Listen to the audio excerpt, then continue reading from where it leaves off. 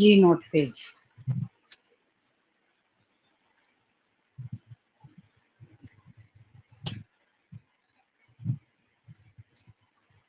This phase is also referred as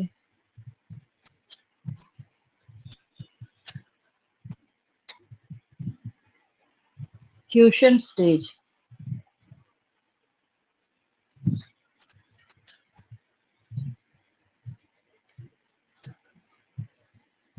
of the cell cycle. मतलब पूरे cycle में एकमात्र यही है जिसको बोला जाता है कि resting state.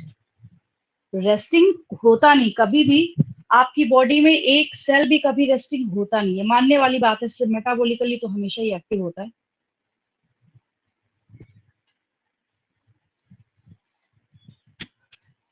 Cell is metabolically active but no longer proliferate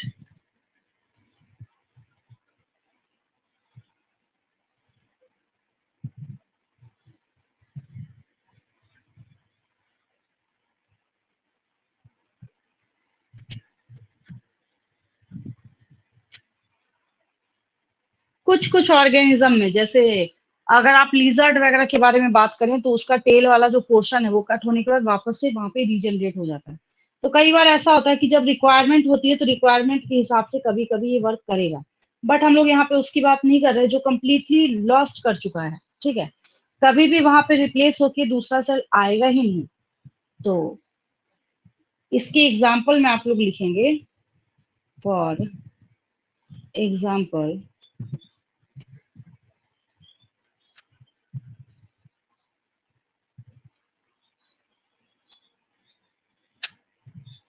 cells of heart।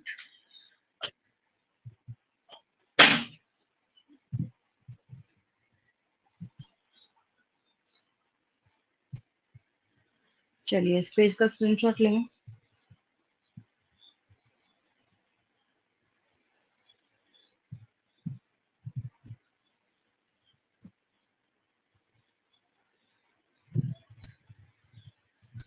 हो गया ये? Yes ma'am. यहाँ तक तो कोई डाउट नहीं किसी को?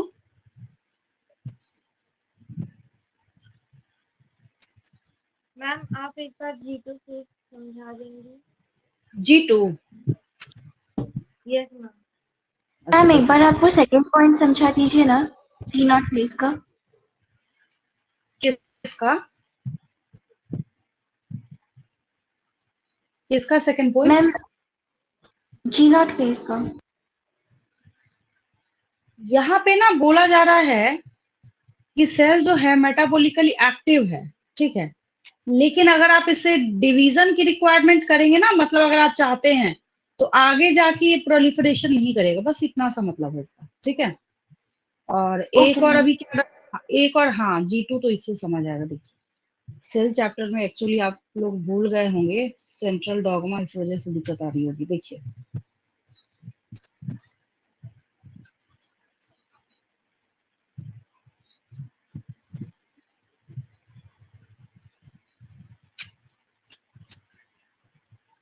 देखिए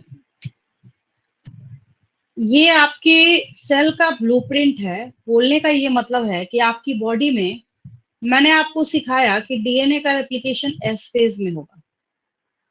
जब डीएनए का रेप्लिकेशन एस फेज में होगा तो रेप्लिकेशन के बाद ही ट्रांसक्रिप्शन होता है। मतलब डीएनए जब आरएनए फॉर्म करेगा उसको ट्रांसक्रिप्शन कहते हैं, और आरएनए जब प्रोटीन फॉर्म करता है उस प्रोसेस को ट्रांसलेशन कहते हैं।